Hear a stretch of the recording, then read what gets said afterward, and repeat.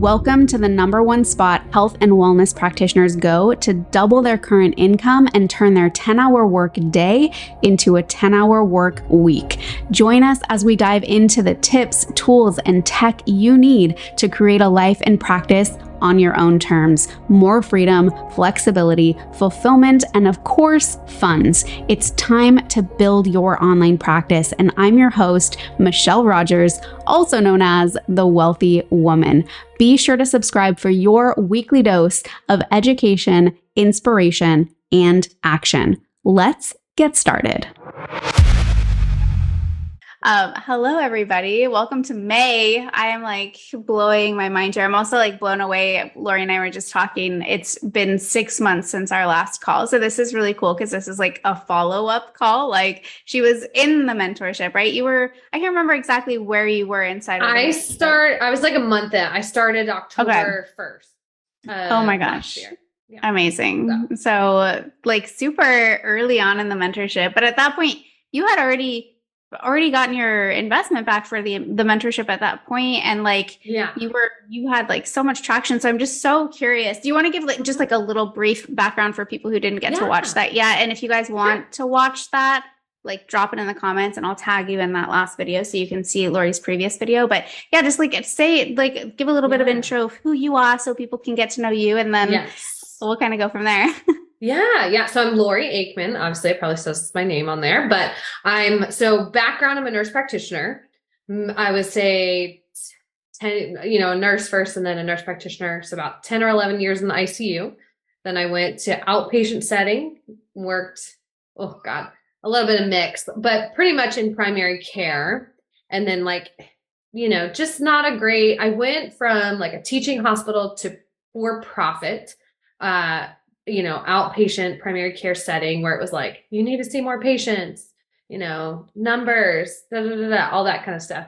And didn't like that. I mean, it wasn't a good fit. I can go on and on, but you guys know how that is. So I ended up finding a job at a weight loss clinic, and I worked part-time there for a little while.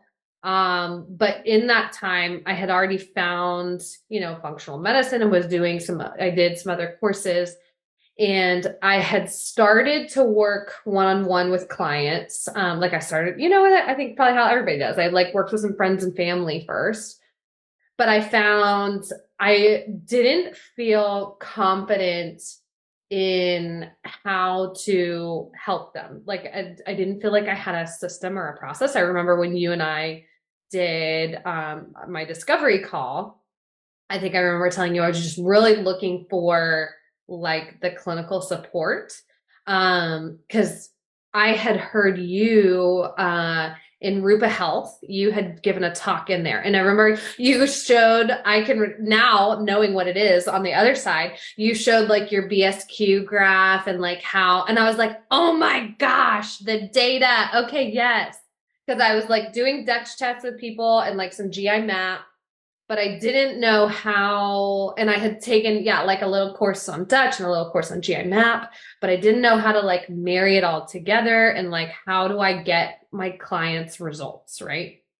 So I'd found you and I was oh my gosh, this makes I just loved that you were able to communicate there's a systematic way to go about things. Because I even tell friends this that I know, colleagues, Precision Analytical, that does the Dutch test, you can call and do their consult with a provider, to go over a test. I had done that before. And I had even called because I wasn't sure. I had even called a couple times about one test. And of course I got different answers from different providers. And I was I don't even know what to do, how to help people, what am I, is this right? Is this right? What am I doing? So I found you and just loved, I was in this Facebook group for a little while before I joined, I watched a couple of your lives and stuff. And then I was okay, this is it. I'm in. I need, just a systematic way to approach, how to work with a client is really what I was looking for. Cause I had already kind of started my virtual practice, but then I learned great things from you along the way too, of okay, do this a little differently or that a little differently. And so, really it was a year ago, a year and like a month. It was probably March last year when I started really, technically my virtual practice and working one-on-one with clients. So now, I'm done with the mentorship. I'm a year into this and it's evolving. So. That's so good. Do you want to talk about like where you're at and like what you're doing now and like Sure. just like how things have evolved for you? Like even things that have been maybe like struggles or like unforeseen things that maybe you ran into or like oh yes. Yeah. I have a story about that right now. Yeah. Started the virtual practice, about a year ago. And then like, as soon as I got in so I started the mentorship October last year. As soon as I got in the mentorship, I remember like asking you, and I was like, okay, I started all the like the lab modules right away, just because I had clients and you were saying that I signed like two clients at like the 7,500 mark, like within a month of, no, three. I think it was like three clients at around 7,000, right when I started the mentorship. So I was like, okay, now, and cause I sold them on, I guess that's a takeaway for people is I learned that skill along the way. I didn't know how to take somebody like through the process, but I was in the mentorship and I knew that I would figure it out, and I would learn. And so I like sold these clients on, I'm going to take you through this, whole approach. We're going to look at all these labs. Cause I think that holds people, like a lot of us type A people that want to know, and have it all perfect. Like I quickly learned I just need to get working with people. So I sold like three people right at the beginning on the full program. And so like, got right to work. And so all what I've done so far over the last year is all one-to-one, which has been great. And I've learned a lot. But also my story is I am a mom of babies. So I have a 2-year-old and a 9-month-old now. They're 18 months apart. My son is in preschool now, but my daughter's not. She's still home. So my evolution has been, and with my son starting preschool, we all got sick for like almost a month now. It was like 4 weeks ago 4 weeks ago tomorrow. Like he came home, got an ear infection, gave it to my daughter. My husband and I got sinus infections. And so all of this to say, I just really, I realized like I was kind of bottlenecked in my business because like kids were homesick from school, which limited the amount since I'm working from home and they're little. So I can't like watch some TV. Mommy's going to work in the office, they're not old enough for that. So really what I've put together in the last, I don't know, a week or 2 weeks, or the ideas come along of really launching a group program where I'm doing some lifestyle, I'm doing lifestyle with the group. So we're looking at balancing blood sugar and just all those things that we can do without necessarily having somebody's labs. And so I'm relaunching my program or launching, within like this month. So I hope to kind of run that in like cohorts, maybe like every 6 weeks or so. I'm looking up at my calendar here. But then I'm going to have like my up tier offer, where I still will work one-on-one with clients. But it's just been born out of like kind of necessity for my lifestyle of like, I want to keep the inflow of clients, and two, I come up against like people are like, oh, they're not sure about, the functional testing or cost or things like that. So it's kind of like a lower tier offer that I've put together with the, and my anticipation is that people will then go through that and like, okay, I'm ready for more. Let me get my testing, or whatever, whatever the next step will be. So, but that has come out of, I think, the confidence of working one-on-one with clients over the last year and then seeing, okay, what are the consistent themes? Like all of my type of clients are, I would say, high achieving women. I always say they're in burnout, right? So there's some cortisol, HPA dysregulation. And so consistently there is, there's blood sugar control needed. They have higher glucose and higher insulin than we'd like to see. And so that's kind of one of the things, along with stress management and stuff like that, that I'm going to be focusing on in the group setting. And then if they, then of course we can go to do a Dutch and do a FBCA and, move on from there. So I love that flow so much. Like that right there, what you just explained was like the exact flow that I love seeing practitioners do. It's like get your high value, high ticket, one-on-one comprehensive program in place so you can have those cash injections and start to actually like get some momentum and start really leveraging your time and energy and getting that experience under your belt. And like you said, seeing these common themes like around your ideal client, like what is going on? What are they like dealing with? What actually is going on in their lives? And then creating a group program where you can further leverage your time, right? That is it from my experience, like from what I've seen, like that is my favorite way for people to do it. Like that is the best way to have like one awesome high value, high ticket comprehensive offer and then having your scalable offer. And it's like, yes. Like, that's like, I feel like that's it. That's the gold.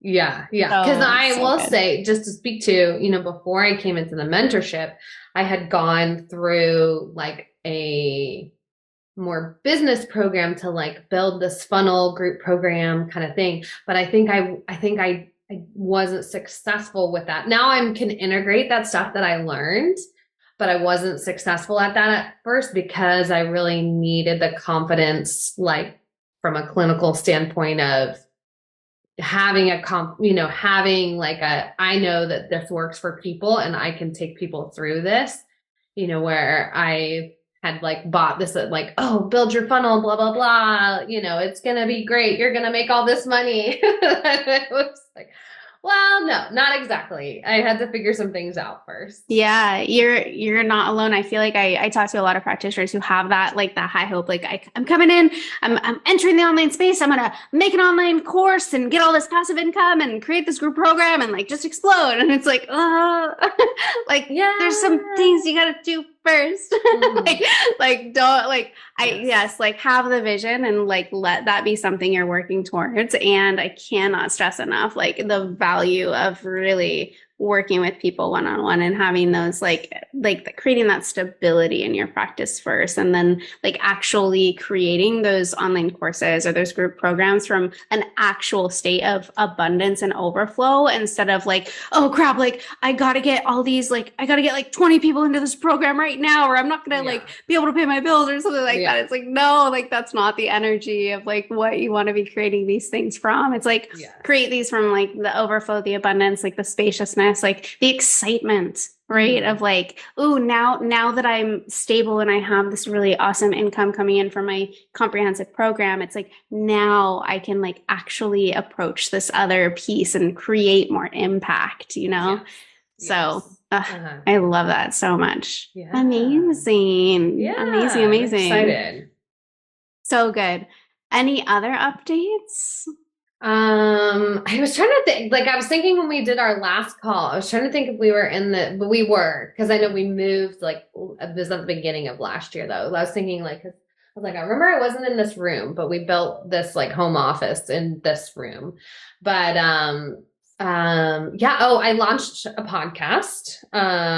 So that literally just the trailer is out.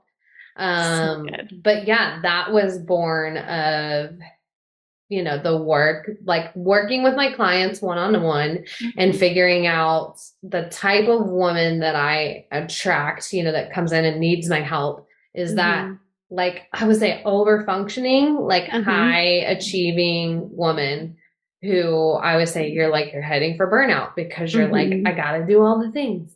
And so my podcast is more born of like the personal development side of things. Cause I'm like in my practice, when I'm working one-on-one with the clients, we're saying, okay, here's what all the tests say. This is what we need to do physically. But I found, not necessarily with everybody, but I would say with, a lot of the women, there's like this inner, let's say they just like need some self-love, there's like this, I always say they're like hustling for their worth, or they're hustling for like their value, they do everything for everyone else, and they're overworking, and then because of that, they're burning out. And so the physical symptoms are what bring them to me, to work with. But then what I hope to address through the podcast is more those like psychological factors, and that like, why are we burning out? Like I interviewed a friend of mine for the podcast, and she and her husband struggled with infertility for a long time. And she was like, I think I was just working a lot because I wanted to avoid that part of my life. Like when I was home, it felt like home felt empty because we wanted a kid and we couldn't have a kid. And so I think I worked a lot to not have to like be there and face that reality, And so just having those like deep conversations of like, why we do the crazy things we do. So totally. It's all connected too, which is like such a beautiful, like for you to demonstrate that you go to that depth and like creating that space and that type of container for your clients. I think that's such a great, like beautiful way for you to demonstrate that. Yeah. That's cool. Thanks. Yeah. I'm really excited about it. I'm honestly my hope, behind it is just that it really is very transformative. Somebody like gets a nugget and goes like, oh my God, I never realized that, or just those, those. Yeah. The gems, the pearls, the like little things. Yeah. Exactly. I'm curious, like if a practitioner is kind of watching this right now and they're like, okay, wait, you've got this like high ticket program, you're making all these sales. Wait, now you're making like a group program and you're doing a podcast. Like to someone I like entering the space, I could see them being like, wait, that sounds like a lot. Yeah. So how does it actually feel in the day to day for you? Yeah. Because I will say, I don't have a lot of time. And having 2 kids. I have 2 kids, right?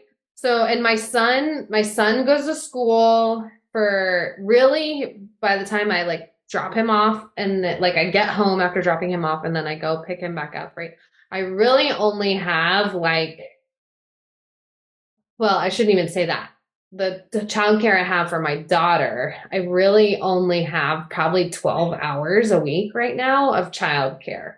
And then, but then I like will get up before the kids, or I'd like work a little bit at night before, but also with the like, I help women that are in burnout. So I don't want to burn out either. I know I need my sleep and I need my self-care too. But what I think out of that necessity of not having a lot of time, and then having coaching, it's really allowed me to focus on like, what do I really need to do? What really moves the needle, because like, I don't email my list as much as I should. It's funny. I was talking to somebody, I'm kind of outsourcing some stuff with the podcast. And I was talking to the girl today and she's like, asking me all these questions. I was like, I honestly don't email the list as much as I should, but I haven't gotten a lot of sales from my email list, at least yet in my business. Or I don't, I would love to show up on social media more than I do, so I prioritize the like things that I have to do and the things that I know will like make me money or like lead to more sales, which and just learned like what has worked for me. But yeah, I have a handful of clients right now. I do, every other week, meetings with them. So like for now, so like a couple hours a week, I'm having a one-on-one with a client. And then I maybe do two podcast interviews a week. So that's like 2 hours. And then what was the other thing? So now the group program is like the big, like taking a lot of my time to like kind of get that stuff up and running. But to speak to probably the type of person that's watching this, if you're a health, practitioner of some kind, right? You're thinking you have to do it perfectly and you need to just do it messy. You have to like take the messy action and go like, because if I wanted things to be perfect, I would never get it done because I don't have enough time, to get it to that perfect place. But I think another lesson that I learned is even if I do think that, then like 3 months from now, I'm going to be like, oh no, I need to throw this out and do, like I'm already always making things better and like, how can I improve this?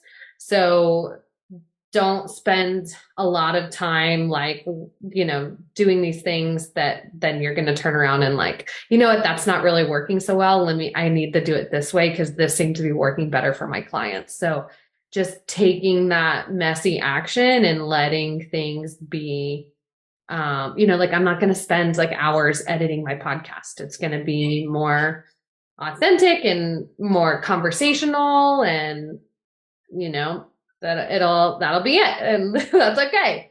And eventually, with time, you get more efficient or you get more proficient, I guess, at those things. So it's just really learning to take the action, figuring out what those needle movers are and focusing on those and not getting lost in the weeds of action, so you and I both know Heather has made, what was she saying? There's a difference between motion and action. So there's like, we can get stuck in the busy work and we think we're doing things that move our business forward, but we're really just like in the busy work versus taking action that actually, move, like brings in revenue or whatever, accomplishes things we need to in our business. So totally. And that like comes from that like wounding, right? That proving, like that proving your worth. Like I need to be busy. Like I need to be productive. I need to like do the thing. Because if I'm not doing something, that I'm useless or I'm worthless or I'm whatever that might be, right? Exactly. Yeah. I think also just like with everything that you're juggling, it's like it sounds like a lot, but at the same time, when you put it into perspective of like, oh, I'm only on client calls for a couple hours, like every other week or something like that. It's like I think that the average practitioner watching, they're so bogged down with their schedule or like having to see a certain number of clients. They're like, how? Like, wait, what? You have what?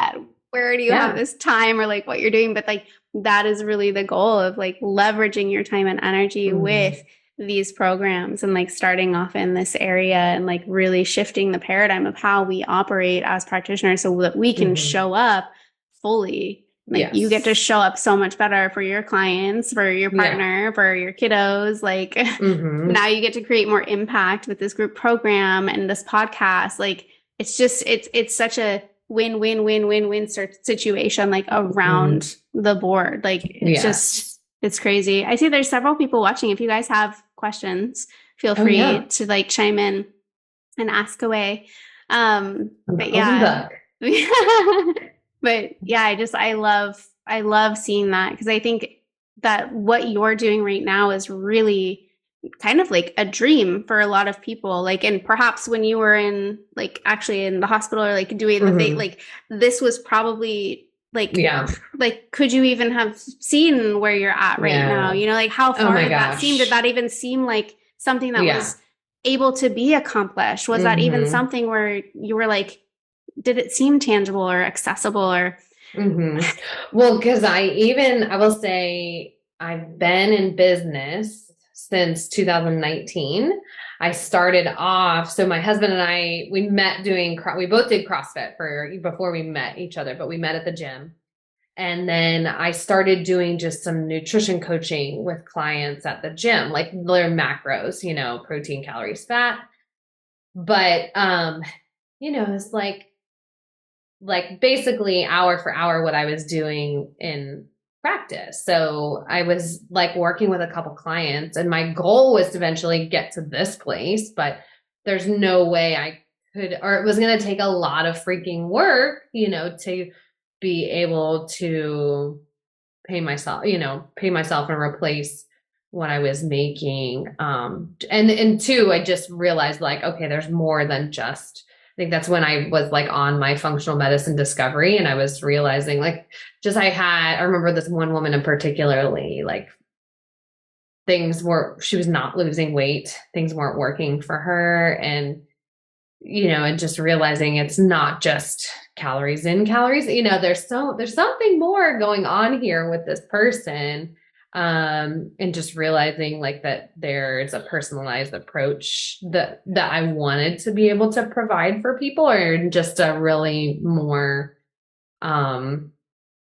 like for me, just with being a nurse practitioner background, I felt like maybe not to sound like, I just felt like I have too much of an education to be just like macro coaching people, like I feel like I can be able to, I don't necessarily know how to help people at a deeper level, but I know that I have the ability to do so. Not to harp on any nutrition coaches or, anybody, that does work for some people, but but that, I feel like a lot of people can relate to that sort of feeling. I feel like a lot of people feel like that when they're working in a hospital setting, or maybe working for another practitioner. And it's like, I can only do these certain things that are kind of keeping me inside of this box, or I feel like my hands are tied behind my back, or I'm only working with people who are asking for insurance coverage, or it's like that same feeling of like, I have so much more to offer, and like I'm being restrained or like constrained or whatever that is. And it's like that same sensation. And to be able to like almost like actualize your potential, where you're at now, and like it continues to grow and expand, is so awesome, And you had mentioned like you saw this, like you wanted to create this, but that past self of you thought, oh, I need to work so much harder. It's going to take so much work. Or it's going to be hard, right? That's again, that mentality that's very deeply ingrained, especially in Western culture, like in the States and Canada, I'm sure too, but it's like, you have to work hard. You have to climb the ladder. You have to like put in the dirt and sweat and blood and tears. And like, yes, of course you have to work. But it's like, you have to earn it, like prove yourself or whatever. And it's like, actually just like when you are more efficient and you're actually, like you're saying, prioritizing the needle movers and prioritizing the things that are actually going to take you to that next step, like that's a completely different game, which is like why, and I know you appreciate mentorship. I'm not the only mentor you've ever had or coach you've ever had. And it's like, you appreciate that because you've seen it, you've experienced it, you've witnessed it, you've felt it, where it's like, you literally collapse timelines. You literally get to like bypass a bunch of mistakes and wasted time and energy and money to like kind of take the shortcut. And it's not a shortcut in like you're cutting corners, but like it's a shortcut and like, where you want to go, and you actually have assistance in getting there. And it's like also that, like, I feel like it's a female thing of like accepting help too. It can be like a hard thing, like actually like admitting you need help and then actually asking for help. But it's like, once you do, you're like, oh my God, why didn't I do this sooner? Yes, for sure. Well, and I think there can be, just to speak to that, I hear other people say that, generalizing, but like a male entrepreneur might go out, get a business loan, no big deal. Whereas like, I know for me, it was like, and that's something I'm kind of coming up again, like I'm wanting to invest a little more to like do some marketing and to grow, but there's like this, fear around like the investment of what it takes to build a business. There is like, I guess initially I, was like working, and then I was paying for, I don't know, I'm trying to figure out what I'm trying to figure out how to word this better, but just, I think women have a harder time making the investment in themselves, than maybe men do sometimes. Yeah. And like, if I, like I've seen people be worried about like, oh, I've got to make the money or can I really spend this? And, I think sometimes too, it's that doubt, are you confident in yourself to be able to Oof. make that? I think that's something that I have built, that's come over the last like year plus now is like, okay, I know I can invest in something because I'm confident in myself to make the money back and and like learning what like a good investment in your business is. Yep. And so, I mean, I think to speak to the mentorship, I mean, I even from like a month in, I felt I was able to sell people on my program without necessarily having taken somebody through the program before. And just being, that was such a huge thing or huge benefit for me of like coming into the mentorship and going, okay, this is the systematic way, approach and made me feel confident in order to be able to step forward and help people without necessarily having done it before. Right. Because you had like 90 other practitioners who are like, hey, we got this. Exactly. Like everybody who's already gone through the program is just like, yeah, we know these protocols work. We know this strategy works. Like, we'll support you through this process. And like having all of that added sort of like years and years of experience and, hundreds and hundreds of patients and clients. And it's like, okay, that'll boost my confidence. Like I know I'm going to have I know I'm going to have the guidance through that whole process, which is super huge. Yeah. I can't wait to, I mean, on a personal note, so I had my daughter, before I entered the mentorship. Yeah. Cause she was born in July. I entered the mentorship in October, but I've still been nursing her. I'm trying to make it to a year.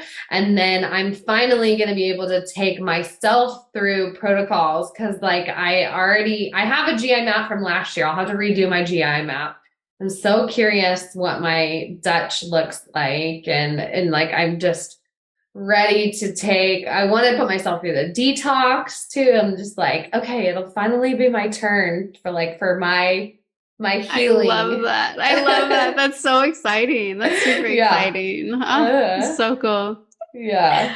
Amazing. Oh my goodness. How is it already been like over half an hour? Okay.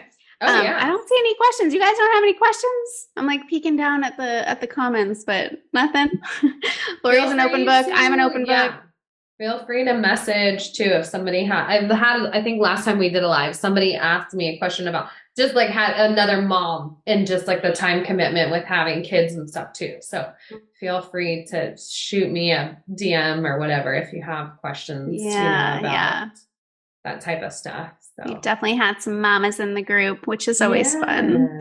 Yeah. Perfection. For me, it had made me even more focused. I think, it was like, okay, I don't have a lot of time, so let's just get down to business. I don't have time to waste on the fluff, Seriously, like I feel like that's the way to do it too. Cause it's like, I always tell people, or I've told people in the past, it's like, just pretend like you only have like 2 hours of internet per day. and then it's like, you don't have access, like get everything done and just like super focused. But yeah, it's doable. It's 100% doable for sure. For sure. There was something, and just speaking of your daughter, like the last time we talked, I remember just being so moved when you were saying like how that, like she became such a huge inspiration for you to just like move forward and actually like make this happen. Cause you just wanted to be like the best role model for her and just I get chills also. Definitely. I think like that,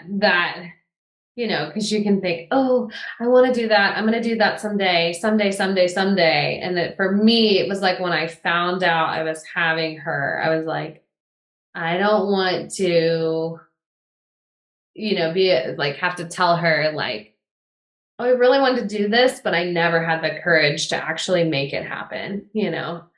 That was like a big motivating factor for me to like, okay, this has been a dream. It's not going away. I love when people say, if it's in you, it is for you. If you have that desire to make your practice happen, like you can make it happen. You can Yeah. do it. 100%. Just start taking some action. Little Yeah. bit of like, 20 seconds of courage every day. Just Yeah. move forward. Yeah. Totally. And it really puts it into perspective when it's like it's already May, right? Like literally like 4 months are already gone out of this year. Yeah. Like, whoa, like time moves so fast and it's so easy for us to put it off and to say, oh, I would like to do this, or I'm going to do this, or I'm going to wait until ... Yeah. And it's just like, no, like, let's go. Yeah. We did have a question I saw. A couple questions here. Oh, was I like missing questions? Okay. So one says, hi, I missed the beginning of the live. I'm curious if you still work under your NP license. So I do not. And this is something, so I worked up until July, until I had my daughter. I was working as an NP. And then I didn't go back to that job. They even like called me recently and were like, can you cover? And I was like to Not go in a million in, years. make like $50 an hour. I'm like, it's not even worth it, because then I have to figure out childcare for, because the shifts are weird. But now I'm kind of like you, Michelle, I'm kind of trying to decide if I'm going to maintain my license even now, or maybe I'll go like inactive because unfortunately my husband has our benefits and stuff are through him. I'm not at a place where I'm like paying myself benefits or anything like that yet, but so I'm fortunate in that I don't have to have that day job or whatever while my practice is still growing. But if I continue to practice in this way, I don't need my license.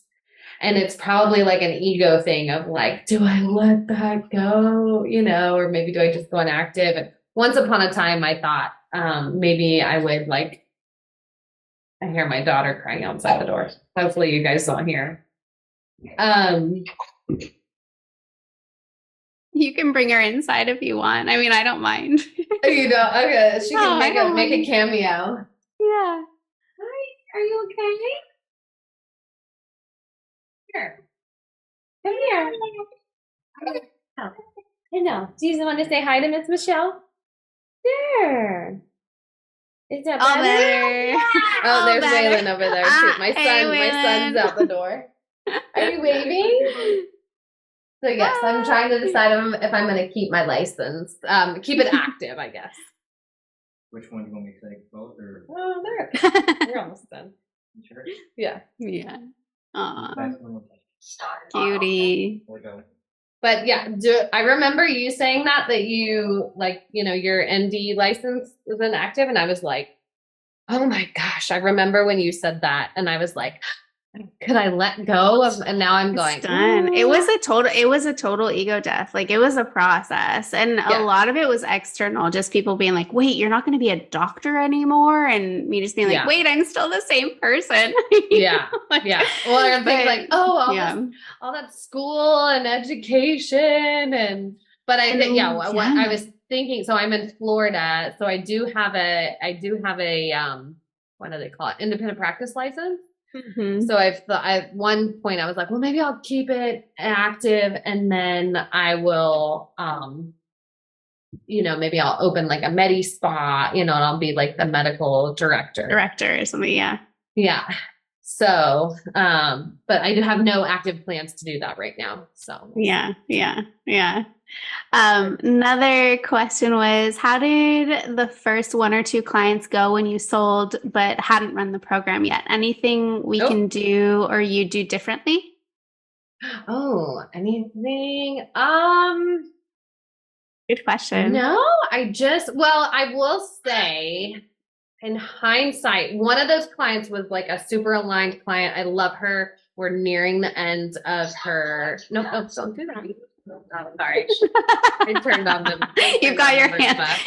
You've got your hands full now. This is real life right here. I love it. Okay. Thanks, bud. The other client, so another one of my clients is not my ideal clients, like looking, I've been able to help her with a lot, and I'm happy how things have gone. So that there's the one, and then I had a mother and daughter, that the daughter paid for both of them. And this is maybe TMI, but so the mom we've gone through, she's done great, and really improved a whole lot.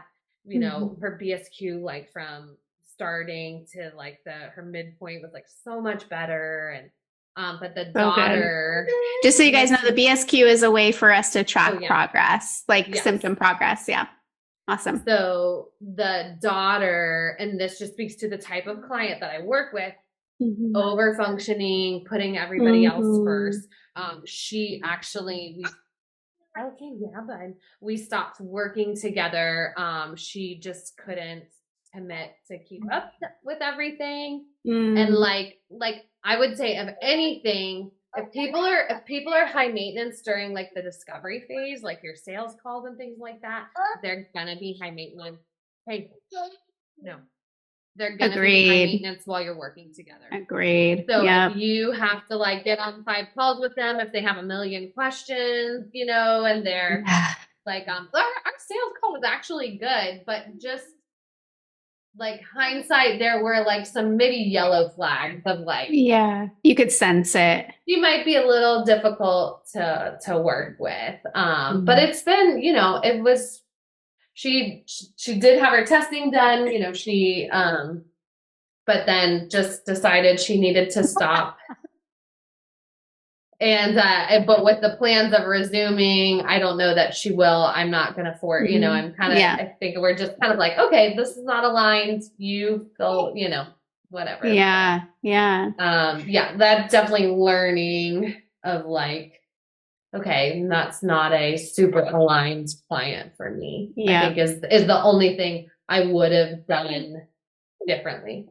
Yep. Beautiful. Yeah. All right, we'll let you go. Sorry. I didn't realize he was going to leave them in here and they were going to, of course. No worries. They're little. That's real life. They're doing their thing. I don't mind I think that was it, unless someone that has one that they want to post.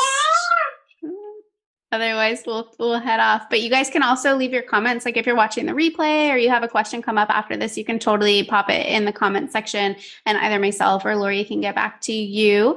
But yeah, thank you so much, Lori. Like it's so fun to just like catch up with you. Like 6 months later, just like hear where you're at and what you're doing, and that everything is still working, and if anything it's just like expanding, and like how fun and exciting. I'm so proud of you for actually following through and like doing the thing and trusting yourself and all of it. It's just like it's so good.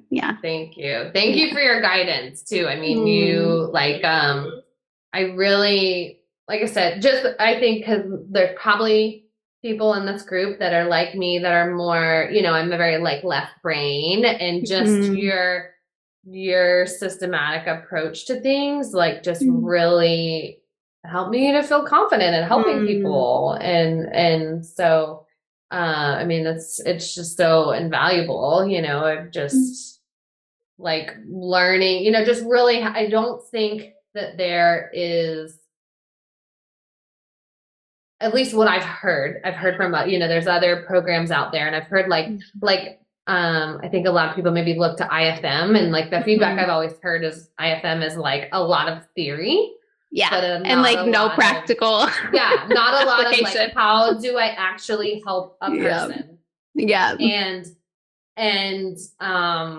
even like one of those clients that, like the one I said was more an aligned client, she had worked with another practitioner before. She was like, I've already spent like $6,000 with somebody else. And this is the one I told you, they were doing like IV glutathione and like super intense detox, but they hadn't, and like they used some different testing. Nothing showed up on her gut. Just a lot of things that through our testing, I was able to identify that other practitioner didn't identify.